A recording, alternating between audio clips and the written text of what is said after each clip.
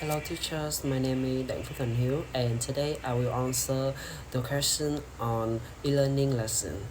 And it's raining heavily outside, so there's some background noise.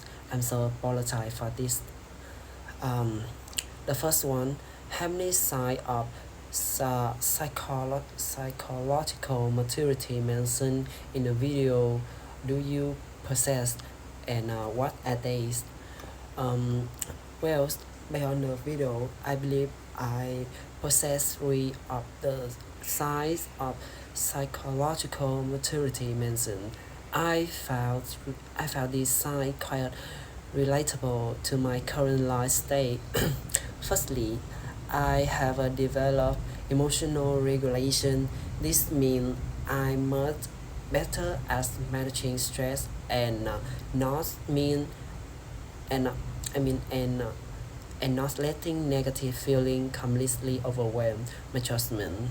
For example, when I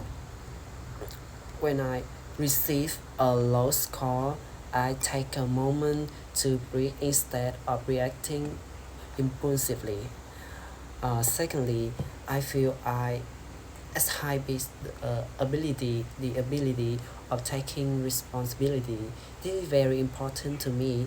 I try to acknowledge my mistake and the consequence of my choice rather than blaming others.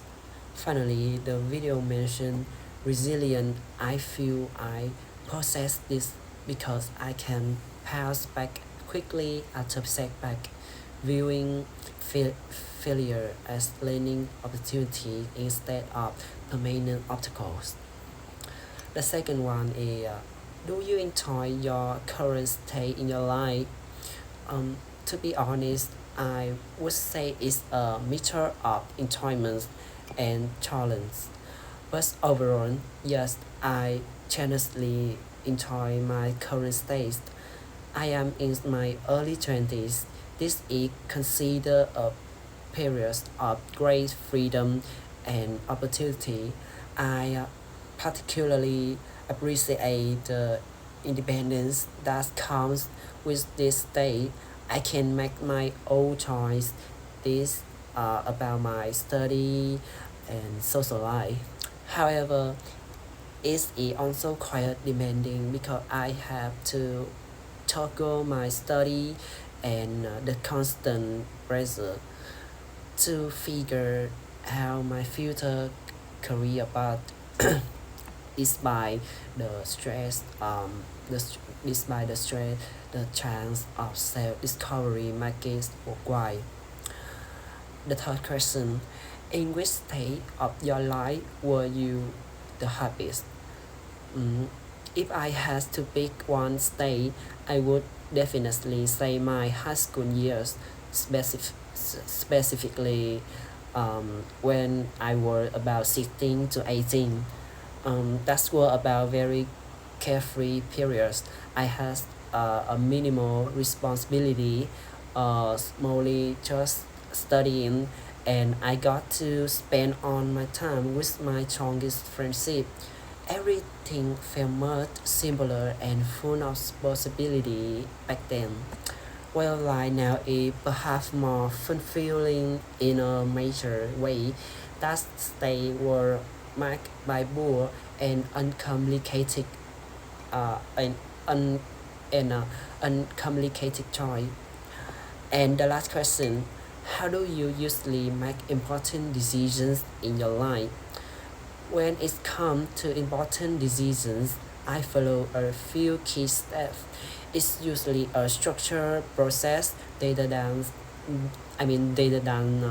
an impulsive choice. Firstly, I always try to gather as much information as possible and analyze the potential pros and cons of each option. I often I often create a mental checklist to compare them carefully. And secondly, I usually seek advice from people I trust, particularly my parent or my mentor, to get an outside perspective. The experience often highlights things I might have overlooked. And finally, after on the analysis and consultation, I take some time alone to weigh everything up and listen to my intuition. So it's a combination of logic, external wisdom, and my own gut feeling. That's all of my answer. Thank you.